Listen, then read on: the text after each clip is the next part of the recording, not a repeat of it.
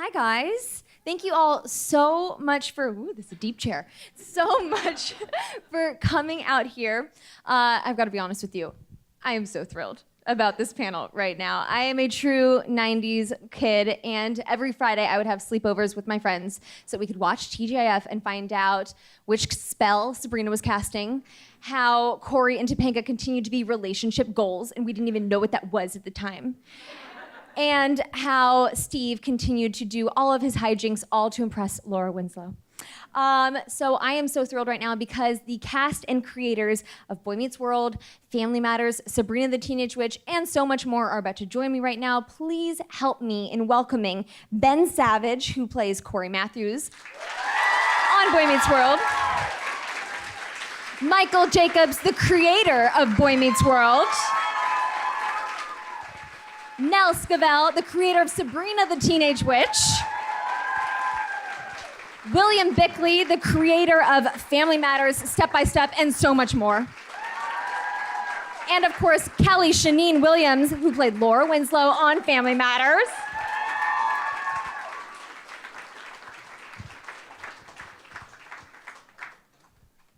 Oh my goodness, you guys all look so great. Take a seat. We have so much to discuss.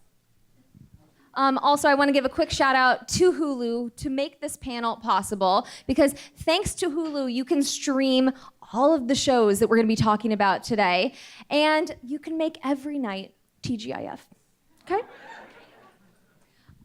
Okay, guys, so I just got a little bit of a fun fact for you. So ABC's original TGIF lineup ran from 1989 to 2000, but there was only one glorious year that Boy Meets World, Sabrina the Teenage Witch, Family Matters, and Step by Step all ran in the same lineup, and that was from 1996 to 1997, so give it up for that year. Primetime TGIF.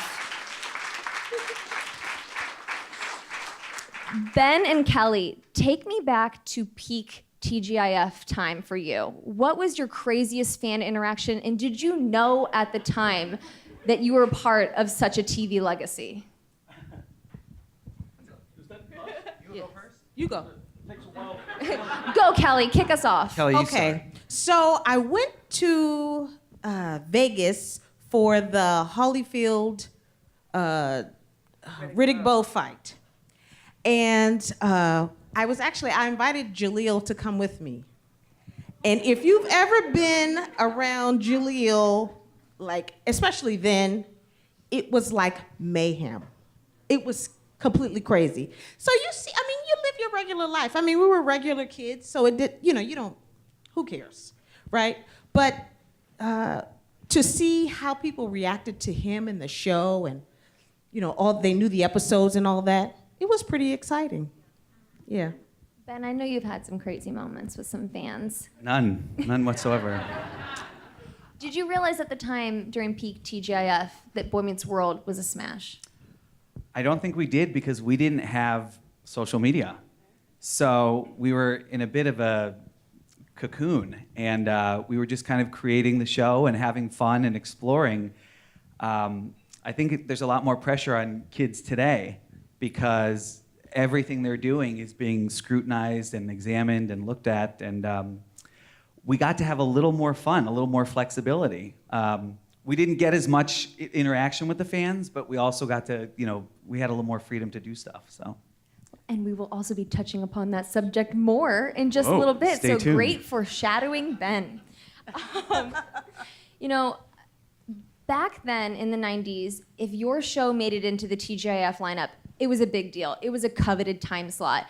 But curiously, nowadays, Friday nights are almost like a TV graveyard. For our creators, why do you think the TV landscape has changed so much in the past 20 years? Why is Friday night not the it place to be? Well, first of all, it's so easy to be a star. I want to just go back a little bit in terms of the TGF lineup. Like any lineup, it doesn't just say, okay, we're going to do this hit night. None of us know anything that's going to work. We just do the best we can, and not buy anything on time, because you never ever know. And TGIF actually started. Full House was on Friday night. It wasn't doing well. Perfect Strangers was on Wednesday night, and it was doing pretty well. So they moved Perfect Strangers to 8 o'clock, Full House to 8:30, and it started to build. And then shows started getting added to it. Now, they had the name, the concept of TGIF up early in that process, but nobody knew anything. And it's always a surprise, isn't it, Michael? When something starts working, you almost want to say, I wish I knew how we did that so we could do it again. So, Yeah, I don't think you can cancel an entire evening no. and expect an audience, which then is automatically betrayed, to have the desire or the wherewithal to trust the network that canceled the night. Yeah. That was, if you compare the numbers that TGIF left television with, as opposed to the numbers they're getting today, we were monumental hits when we left. Also, Bill, what you were saying is interesting, because the reverse of that, we did a show called Dinosaurs. It Yeah. premiered to a... Thank you. It premiered to a 71 share of kids and teens. 71 share. It was unheard of. Bob Iger, who was running ABC, loved the show and immediately took it off Friday, 6 episodes, and I begged him. I said, let it run a season, it's gonna die, and moved it to Wednesday, and not only Wednesday, 8 o'clock. And we sat there with a 22 share, which was okay, and we sat another 4 seasons. But had it stayed on TGIF and built, I think it could have anchored an evening. And I think that's one of the things, just when you want to bring it to what TV is today, there was the chance that a network would stick with your show long enough to build an audience and to keep it in a time slot so the audience could find it. And subsequently, shows get moved around, they cancel them in the first 30 seconds, and things like that. So, you had more time to build an audience. Well, yeah. It's funny that do you remember there was an episode of Boy Meets World where Corey and Topanga were babysitting a kid, and that whole episode was an excuse for me to write the lines that Ben said to this little boy. He said, I want to watch one more episode of television. And Ben said, it's too late. You have to go to bed. He said, I know, the show is on 9:30. And Ben said, the one with that adorable curly-haired little kid? And he said, yeah, it's on 9:30, 8 o'clock, 8:30, 9 o'clock. I can never find it. And Ben said, I know what's going to happen. And the little boy, who was all of 8 years old, said, I don't know, they're killing it, they're killing it. So you're right. You have to build a habitual... Children make better network heads sometimes. Well, no, which leads me perfectly into my next question, which was, if you missed an episode of TGIF, if you for some reason were not home and your VCR did not record it, you were screwed. Well, you didn't have Hulu where the next day you could watch the episode. You had to pray that you were around for the summer rerun and check your TV guide. So we don't have that problem these days. If I missed an episode, I'm gonna wake up in bed, pull up my phone, and watch it while I'm getting ready. So when you look back at TGIF, what do you think the pros and cons are of the fact that they didn't have that availability, and yet it forced the audience to be present there in that one night? Nell, could you kick us off? Well, first I want to respond to something Bill said about how, we didn't know if it was a hit or not. We had a talking cat, so I was pretty sure we were going to be a talking hit. animal show. That's right. The term appointment TV just no longer applies, and I have younger sons who binge Scrubs of all shows the other day, and that's it's a different way to consume a TV show. And there are shows that I force myself to wait a week to watch the next one because I think it builds anticipation. It also and I'll be real quick. No, I won't. Why am I lying? There are people here that know better. It was the end of the era where families would watch a television show together. that was really coming to a close. And then things changed. I just wanted to touch on one thing that Bill was mentioning about shows being pulled early now. From an actor's standpoint, when you're starting a television program, it takes a while to build, especially to build a rapport with your other actors. And Bill and I were talking about this earlier, but nowadays a show gets maybe 1 or 2 episodes and the network will pull it if the ratings aren't strong. But a lot of the great shows that we've all grown up with and that we've known, they took a season or 2 or 3 to really get their sea legs. And I certainly know for Boy Meets World, the more time that we had together, the actors, Ryder, Will, Danielle, and I, the more we were able to learn to trust one another and then find comedy from there. Wait, Ben, are you saying that you were recently on a television show that was pulled too early?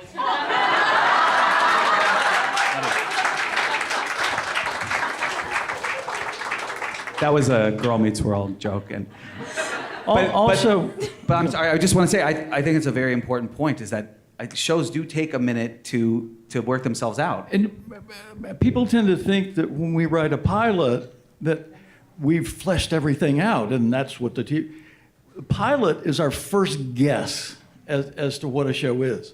It takes at least a full season, in my opinion, for us, the producers and writers, to actually figure out what it is. And what's happening during that time is the actor, when you have good actors like these, those actors are actually building the characters too. It's not just learning to play them. We're actually working together to build them. So it's not until after, a full season that you start finding all of those things together. Nell and I were talking in the car ride over about this very thing. I'll start, you finish, which was, I don't know him. I'm writing a character named, we'll use Corey Matthews, and it's uncast. And I have a definite idea I have some vision of what I believe the parameters are of the character.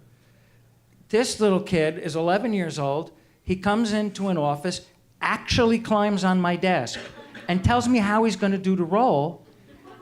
And resistance was met with, he's right. And so what was very interesting is that all of a sudden, for a pilot, we're working for ourselves. Episode 1, we're working for him. And it's very important it works that way. And that's when the creation really starts. It's like, you have good actors like these, you're conforming whatever your concept of the character was to what it is they do. And they spark the changes and the development of the character. Whereas like in the show with Jaleel, that was a 1-episode day player, we used to call him. He wasn't supposed to be a regular, and he came in and did the same thing that Mr. Savage did, which is all of a sudden it illuminates, and you think, wait a second, if I just copy what he's doing, they'll think I know what I'm doing. So we'll get more shows. Yeah, the 2 aunts on Sabrina, Hilda, and Zelda were originally conceived as being, one was sweet and one was sarcastic, because you want conflict.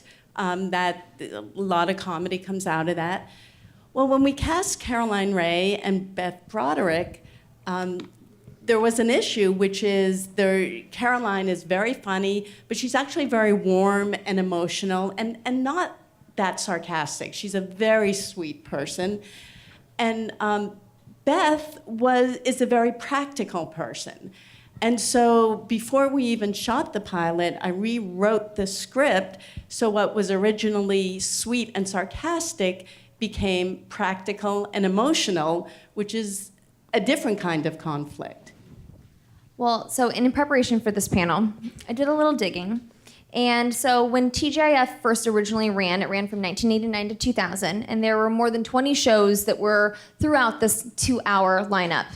And out of those 20 plus shows, only 3 had a female creator or co-creator. And that was Sister Sister, Clueless, and Sabrina the Teenage Witch. It's huge. I don't think Clueless had a female creator. Did it? We'll find out. Okay. But yes. Nell, can you talk about what it was like? I'm thinking about having a sex change, by the way. I think it's very fashionable. So. Nell, can you talk about what it was like to be a female showrunner in the 90s, which was few and far between, unfortunately? Yeah, so the first time I went to the Emmys was in 1990, and I was working on the Letterman show. And of the 5 nominees for Best Comedy, 3.5 were created by women. You had Murphy Brown, Golden Girls, Designing Women, The Wonder Years, and Cheers. And Murphy Brown won. And I'm sitting there in the audience thinking, well, it's solved. You know, not only were those shows considered the best, but they were huge hits. They were all in the top 10. And so I am really fortunate that I believed it could happen. You know, they say you got to see it to be it. And sometime, I think after I did Sabrina, there was a sense like we solved it, it's done, we can relax, we don't have to make an effort any longer. And we really slid back. And so now, you know, the same stories I read back in the 80s of women are taking over TV, I'm reading now. And it's, I'm not as heartened as some because it feels like a rerun. One of my favorite shows, Family Matters, is, thank you.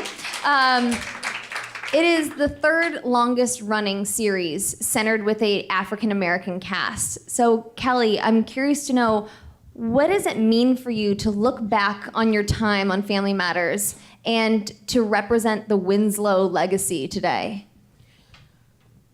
Wow. That's deeper than I went with it. But we recently had like a reunion deal with Entertainment Tonight. And It was actually EW, but thank you. We will EW. take that. I'm with Entertainment Tonight. We will take that on. But we like Hulu best. it was, it's great. I mean, I can't tell people enough. Like the experience with the show and our experience with our audience, it was great because it was real. You were watching people who really had a connection. You were watching parents who really believed in investing in young people. I mean, they helped our parents raise us. So that's the legacy I really love being a part of, is that it wasn't just some people together saying lines. It was a real family of people. I mean, some of the people that you didn't see on air, together, making it work, loving each other, those things. I love that. William, not only were you the creator of Family Matters, you also created Step by Step. You also executive produced Hanging with Mr. Cooper. So many amazing shows. I think you had 4 or 5 shows that were involved in the TGIF lineup. Can you talk about what made a good TGIF show? By the way, I also wrote a few episodes for Me and the Chimp. I just feel like evening the playing field. Apologies. Chimps, cats, it didn't talk to them. Was it a talking show? Yeah. Yeah, I like the talking thing. I'll tell you what my opinion was, and I don't know if Michael feels the same way. I used to never tell anybody, especially network, what was the most important element in the show to me, at the heart of it. But to me, it was, and it's not that you can't do shows that are controversial and about characters that are not so good and all that. Of course, that's interesting. My interest was a family or a relationship, like in Perfect Strangers, where the people made big mistakes, had flaws, could fight, but at the heart of them, always wanted to do the right thing, even if they failed. And a family that loved each other and still had all the fears and all the flaws that you have in families. But the bottom line was, ultimately, they wanted to be a good father or a good mother and stuff like that. That was always in my mind. It's from Happy Days 2 and all that. I was interested in doing stories about those people. And to me, that was what I had in mind. And I think that's part of the great part of it. I mean, I love that you guys always said, yes, the characters were Black, but we made a show about a family. And watching a mother and a daughter, watching a grandmother, having a multi-generational family living in one house, having a crazy neighbor, those are things that you don't have to be Black or white. These are things that everybody understands. And that's a great legacy to... Let me say one quick thing about that, because we got some criticism from the press when Family Matters went on the air, which was perfectly valid, and I heard it when we're talking about shows created by women. If I'm going to create a show about a woman, I really don't have that specific point of reference in my lifetime. I have observations. And the press would say, well, why are a bunch of white guys creating a Black show about a Black family? And the only thing I could say was, well, first of all, hey, there are people you can talk to make that change. But we're creating a show about a family. I kind of know that, although my family was very strange. But all of the actors have that experience. I don't. So I'm hoping they share that experience with me and always tell us where the show's going wrong, where we're lying, and then we'll be okay. But it's just, that's what. Right. And I'm just going to, just this little bit, then I'm done. It's your day, girl. So good, because the one thing I really hate is when a white guy tells me how to be Black.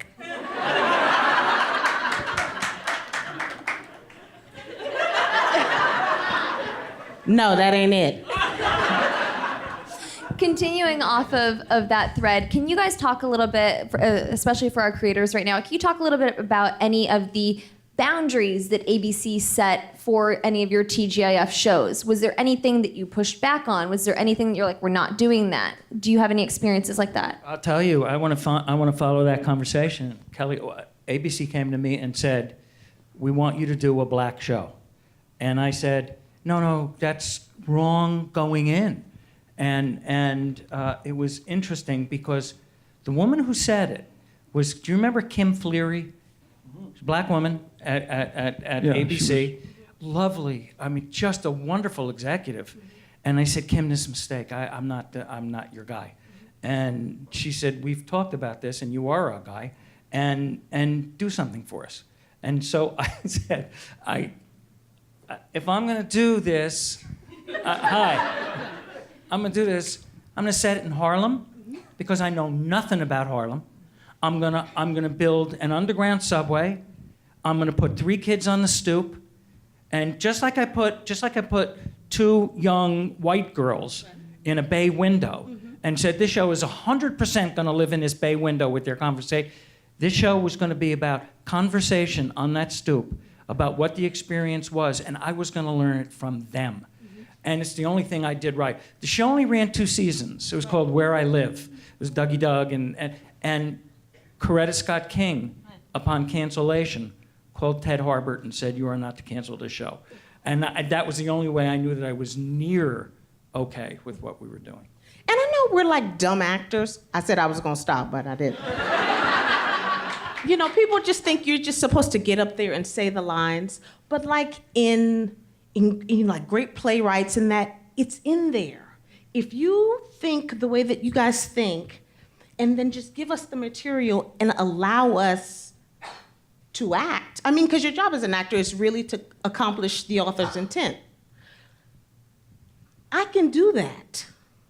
Just think about it and make it good, and then I can do the rest. That's so awesome. We never did anything together, right, you and I? No. I never hurt her. I used to, a lot of producers, showrunners, are inconfident. Did I say that out loud? No. But to me, one of the greatest flaws in some showrunners I've known is the fear. They're afraid for the actors to give feedback. it scares the shit out of most showrunners. I always used to beg the cast that I used to tell them they weren't giving me enough feedback, because you got what? If it's an audience show, you got 5 days to try to make it work.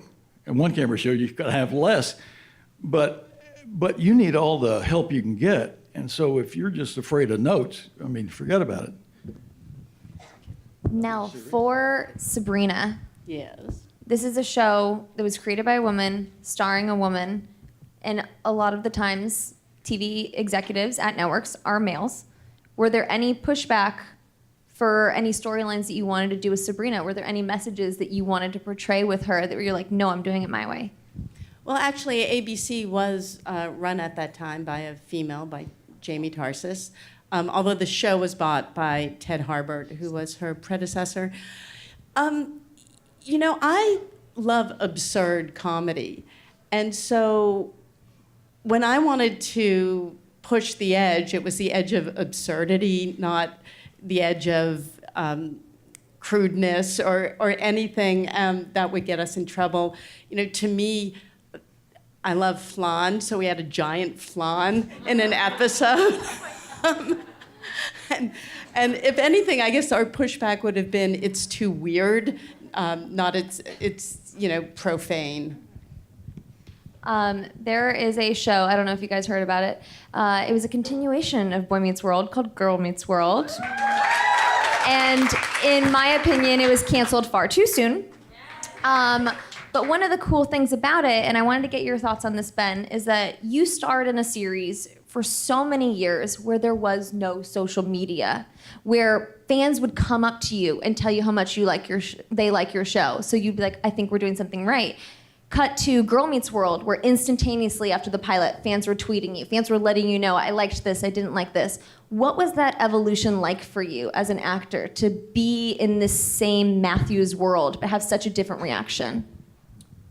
Well, it was a lot more pressure on our kids because they were still coming up. By the time we did Girl Meets World, that was old news. But it's a much different world for child actors. It's a much different world for all actors because you are literally, I mean, it's right there, instantaneous reaction. And I think one of the themes that we've been hitting on today is that things take time and you have to grow and you mold and you change. And one of the things you were talking about, like you like to hear back from your actors, on our set, that was kind of, that just went without saying. I mean, it was a collaborative process, and the notes we would have note sessions after our run-throughs that lasted hours.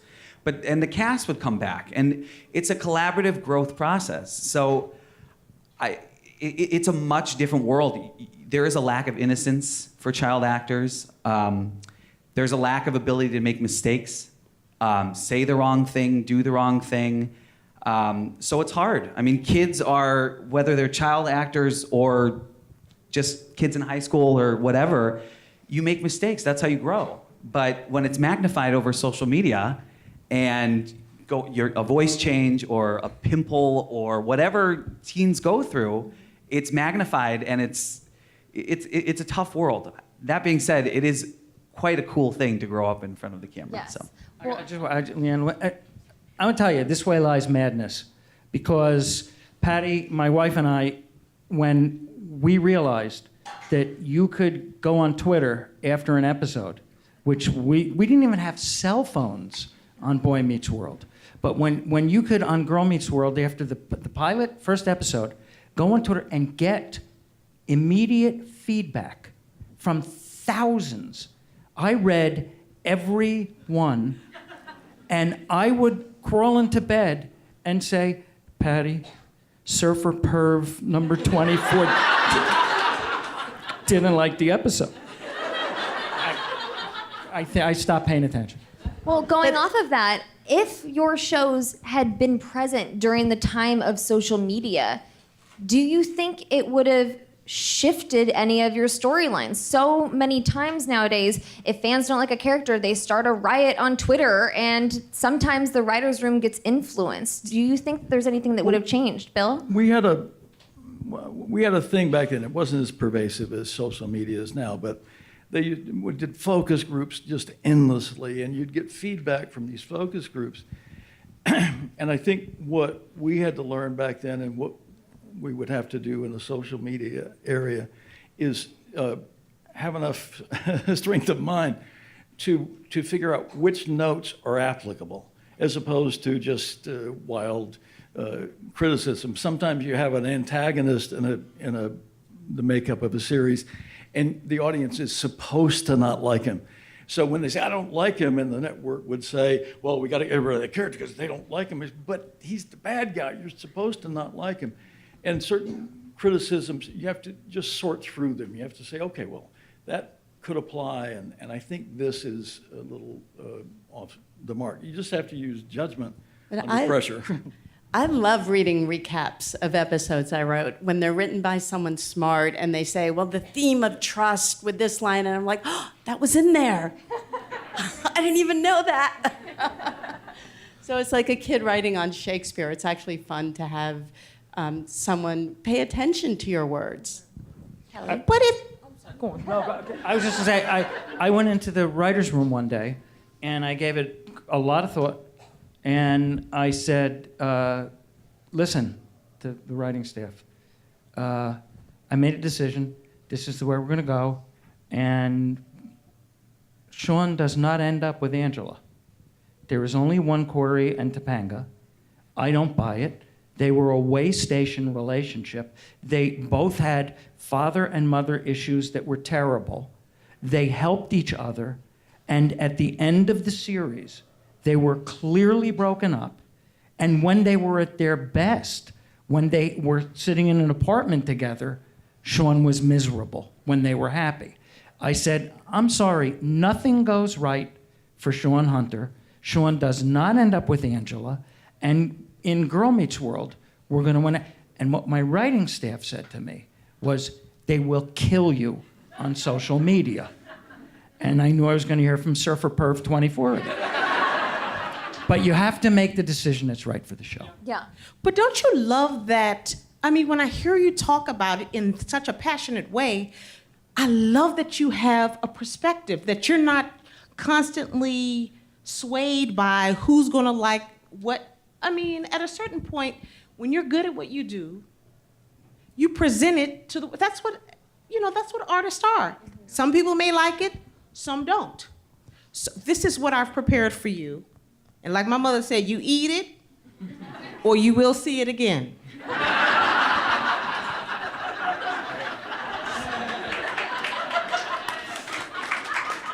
I'm gonna try and segue that into Kelly. Family Matters ended 20 years ago today. Or almost to the day, July 17th. Tell me, what is Laura Winslow doing right now? Well, you know what the funny thing is? Now that I'm a mom and a wife, I realize that Laura Winslow was kind of the person. She's the woman that has it all. She looks great. She has everything. I mean, she just was that girl. I'm not that, but she is. I think that she just would be, slaying and just killing the world. She was that kind of woman, even at a young age. I mean, she went through her weird times and, not sure of herself, but she was pretty much she was a strong woman. Which I love. I'm curious to know, and maybe this is a question for Bill, are Laura and Steve still together? I'm sorry, say again? Are Laura and Steve still together 20 years later? Well, I was just thinking about that very thing, but not specifically.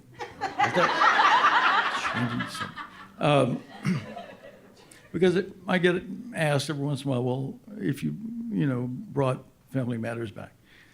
And I tend to say, well, I would only have interest in that if you could really have them go through what life really is. It's not all negative, by the way.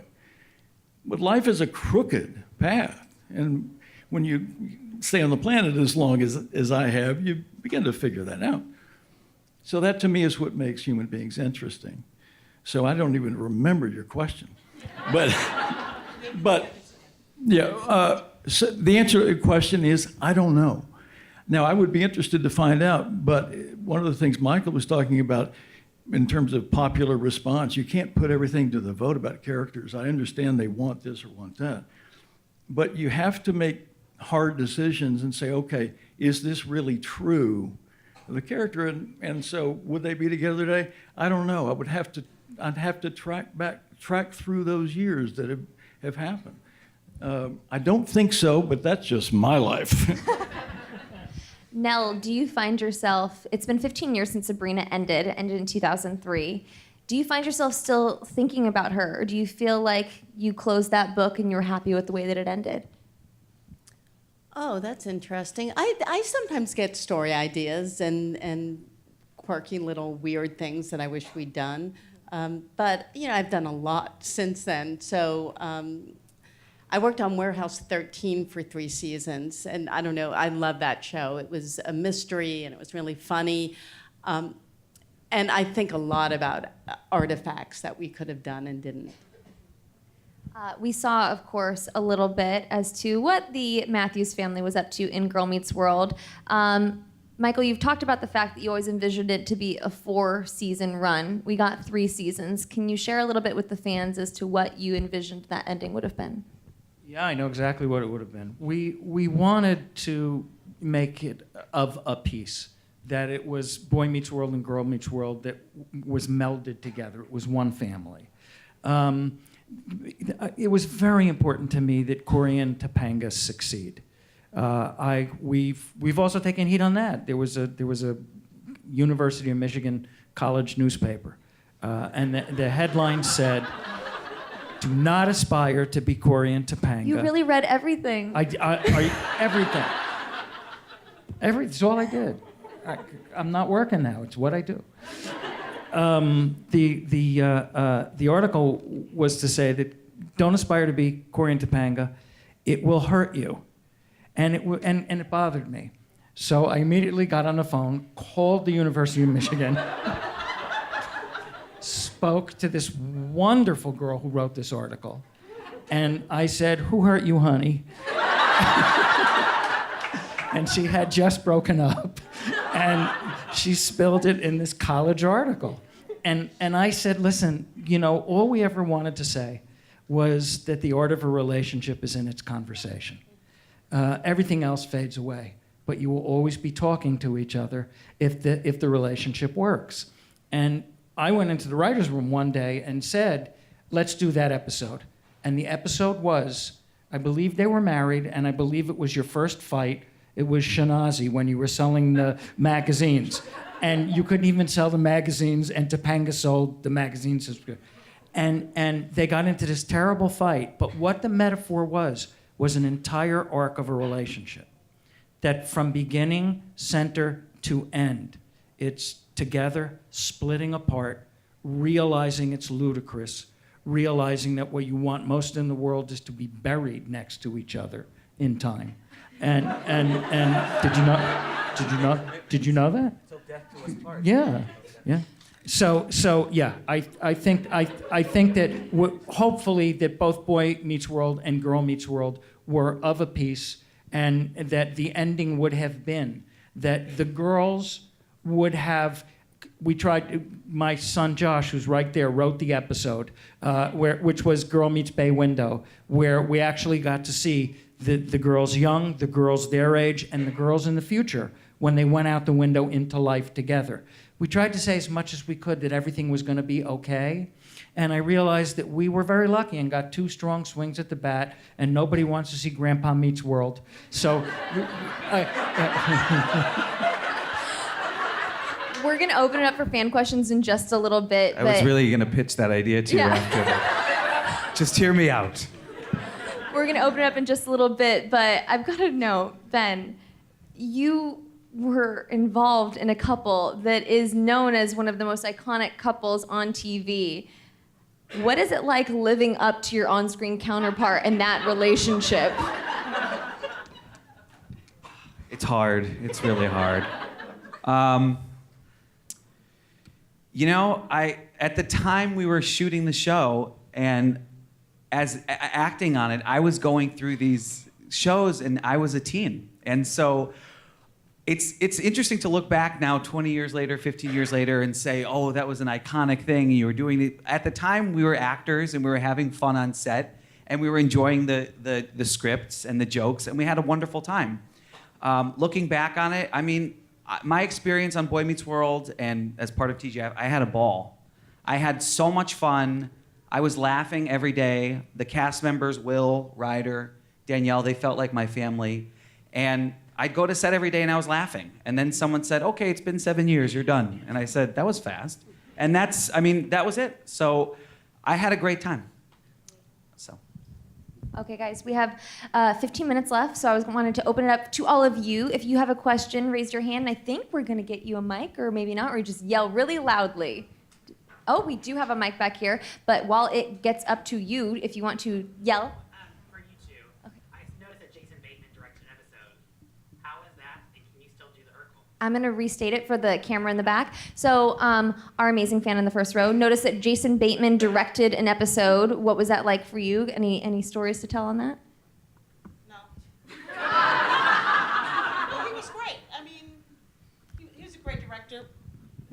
He was a great director, but I mean, he fell into our system pretty well. I mean, towards the end of our show, it was really like 20-hour weeks. It was so, you know, if you started screwing up, they got you out of there. We didn't listen. We've been doing this for 10 years. Come in here, you didn't know what you're doing, and let's get out of here. There is, Jason has a characteristic that he always has had, even when he was a kid actor. He tends to be very calm under pressure. And so I don't think he had directed much before then, but he was starting out, which is, you know, and probably was a favor because he had been on the other shows. But, okay, you can direct because they all know where to go anyway. But Jason's one of those guys that was born competent, and so he was not a risk. We have a question. Yeah, right back there. The mic is coming to you, I promise. So I've watched all of the shows that were mentioned today. I watched a lot of TV as a kid. But one thing I noticed about a few of the shows mentioned, namely Family Matters, Step by Step, and Sabrina the Teenage Witch, was that at some point during your run, y'all switched networks. And how did things change when your shows moved away from ABC? Great question. I thought she was talking to you, so I wasn't listening. Oh, God. My mind was wandering. Bill. I'm sorry, it happens at this age. Family Matters started off on ABC, and then it was transferred over to CBS. What was that transition like for you? And was there any pushback from the network, any changes that had to be made? It's a form of network life support. You just try to keep the patient alive as long as possible, and sometimes you go too long.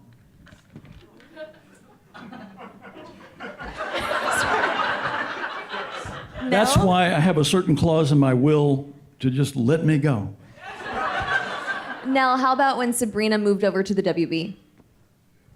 Oh, well, that was someone else's problem. But I do think it's hard because she went from the teenage witch to, the middle-aged witch, and it's just not as funny. This is great. Please keep them coming, guys. Right here. I'm loud. Okay. Question for Nell. They're doing the new, Netflix is doing the new CW Riverdale-esque take on Sabrina, and I'm just wondering if you had anything to do with that or what your thoughts are on that, about bringing her back after all this time? Okay, so right before I did Sabrina, I had shot my first pilot for the WB, and it was called Prudy and Judy, and it starred Laura Bell Bundy, and Jackie Tone. It did not get picked up, but when we shot it, there was another show sharing the office called Buffy the Vampire Slayer, and I remember reading that pilot script and just going, this show's amazing. I want to work on this. And then I got offered Sabrina, and there was kind of this fun little rivalry between Melissa and Sarah and our show and theirs. So when I heard that they're rebooting Sabrina as a dark hour, it made me smile, because I thought, well, that's kind of the two things I like together. So I'll be watching. Would you be open to collaborating with them in any way? Yeah, send them my cell phone number. I actually will. Yeah. Oh, okay. I know Roberto Aguirre-Sacasa, who's doing the new show, so. Is it funny though? It's 'Cause I got would some want it to moments be in funny. it. Yeah. Okay. Yeah. It's definitely dark. It's and a definitely talking chilling. cat? I'm gonna. Okay. Any more fan questions, guys? Yeah, right here in the back in the middle, and then we'll get to you as well.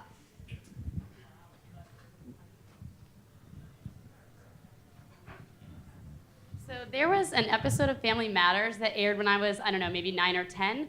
That was the first time I ever saw gun violence on television. That image is like ingrained in my brain of Laura. The trunk was open and she looked in and there were all these guns. And I remember talking to my mom about it later at length about it. What was that like shooting it as a teen actor? Well, as a teen, you're always just very careful that things are not cliche and corny. So we were just trying to make sure that it was relevant. And now looking at all the violence that's going on in Chicago, now I think about it. I think about that episode a lot, actually, because it really did foreshadow. I mean, it was just crazy how much, you can, how art can just be so inspiring in that way. Like you guys were thinking in that way all those years ago, and that, that I was a part of it. But to us at the time, it was like corny, because we had to do there was this PSA afterwards that we have to do, and we were like, oh no, we don't want to do. But it was just so good. You guys were thinking.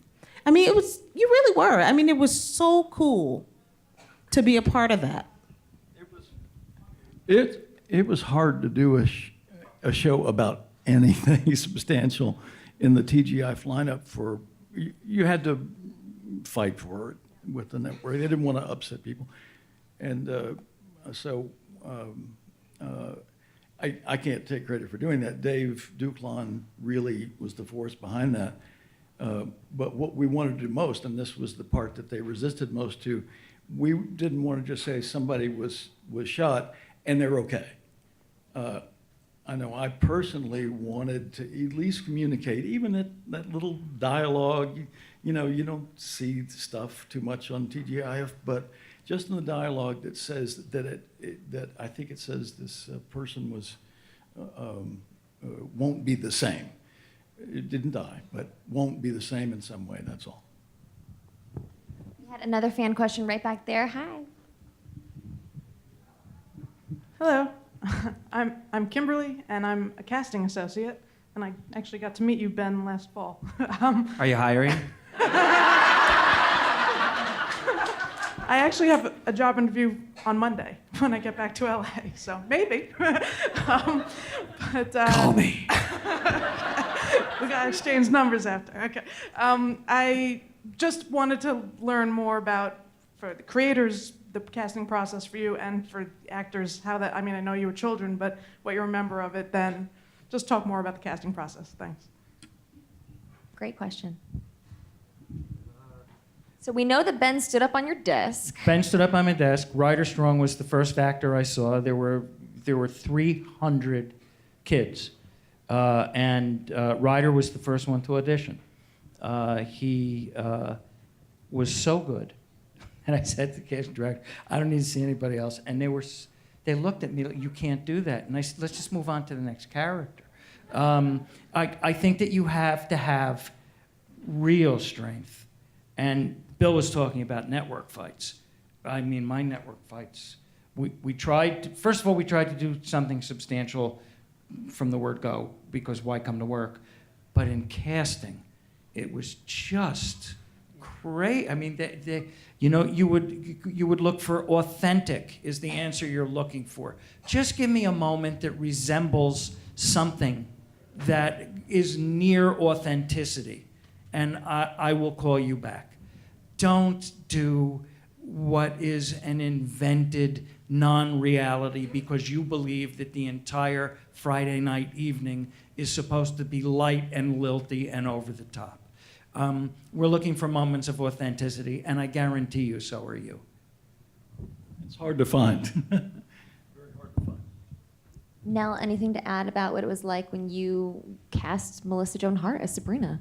Oh, well, she was attached. Libby, who was our mean girl, was played by Jenna Lee Green, who was one of the nicest people on the planet. And one of the reasons she got the job was a lot of young actresses came in and they played the part really mean and surly and bitchy. And Jenna came in and she was mean with a smile on her face. And it seemed so much meaner that way because it looked like she was enjoying it. And so I fought hard for her, and I fought hard for Nick Bakay, who was the voice of Salem the cat. And the network wanted a name because they thought, that it would be a desirable job because you actually could just come in and record a bunch of them at a time. Nick was in our writer's room. He was a baby writer and hilarious, and he would read Salem for, he had read it at the table read, and I really fought hard for him, in part because he could then run to stage and be in the scenes with the actresses. And you talk about having that level of reality, it really helped to have the talking cat there. Although every now and then one of the actresses would look at Nick instead of the cat, and you'd be like, no. I think more often than not, when we're casting a pilot, I think this is a true thing to say, is you look at a lot of people for each of the regular parts, and then somebody walks in and there's just no doubt. They're it. And then it's almost always a very difficult fight with the network for some reason to do that. But she was it. It wasn't like it was even competitive. She just walks in and then she's it, and good luck. We have time for about one or two more fan questions. Hi, right here in the purple. Just to make sure that it gets onto our footage at the end, but you're looking great. Hi. You've talked a little about the things that you had to fight for in casting. There was a lot of physical comedy in all of your shows. There's one scene in particular that I'll never forget in Perfect Strangers, the avalanche scene in the door. Was there ever anything in your writing or the actors that they never wanted to do or didn't want to do because y'all were pushing them too hard? Well, Michael and I were talking about this earlier. We never had the intention of Perfect Strangers being a physical comedy. It was because the guys happened to be gifted in doing it. It almost always, when it worked, it always came out of the actors playing the dramatic elements of the story, and it was built off that. We didn't usually say, okay, it would be funny if they get stuck in a vat of chocolate or whatever. It was just normal conflict, and that's where the best physical comedy comes from anyway.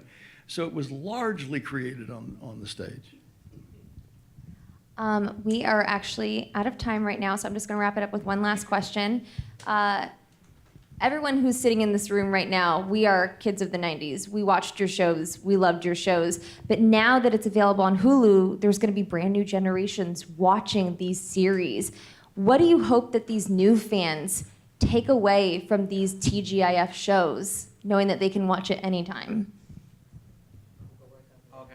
Well, I don't know if I have anything specific I hope they take away. I just hope they have a good time, and I hope that they appreciate these shows as much as we enjoyed making them. And the writers on this stage created my favorite shows too. I mean, I was a kid of the 90s as well. But I think that if our show can do anything, if it can give people a laugh and hopefully teach them something or leave them with a good lesson or just make them smile, I think we've done our job. So I hope that future generations enjoy what we did. Michael? I'm really grateful that the show is going to have another chance at another generation. There's always a go-to story which encapsulates the entire show for me, and I'm glad this gets to happen again. I'm never on camera, once or twice, but I'm behind camera. So a woman was walking down Ventura Boulevard in Los Angeles and stopped me and said, "Are you Michael?" I said, "Yeah." And she said, "I want to thank you." And I said, "For what?" And she said, "My father was the school janitor in high school." And what she was saying to me was there was an episode of Boy Meets World where Blake Clark, who played Chet and never spent time with Sean, comes in and becomes the school janitor. And this humiliates Sean. And all of the kids, dropped stuff so that they could watch Sean's father have to pick it up, which he did because he wanted to spend time with his kid. And what this woman was saying to me was that there was an actual moment that I actually lived that was defined for me on a television screen and encapsulated something for me that was a true feeling. I'm glad we're back. Yeah, I'm glad because I think all these shows, there was a sweetness to them. They were not, there's a new brand of comedy that's very insulting. It's just trading barbs. And these shows, because they were geared to families, they were just as funny, but I don't think they were as filled with insults. And what I hope is Sabrina was all about a young woman finding her powers, knowing she was weird but could still fit in. And I think at the end of the pilot episode when she's gotten the chance to redo a day, disguise the fact that she's a witch, and she runs home and tells her aunts, "Yay, I'm normal. Gotta go tell the cat." And that's how I felt as a kid, and I think kids still do. Kelly? What I hope people get from the show, and what I always got from the show is, and all of our shows, is that they could just look at these people and they were extraordinarily ordinary. Do you know what I mean? They were.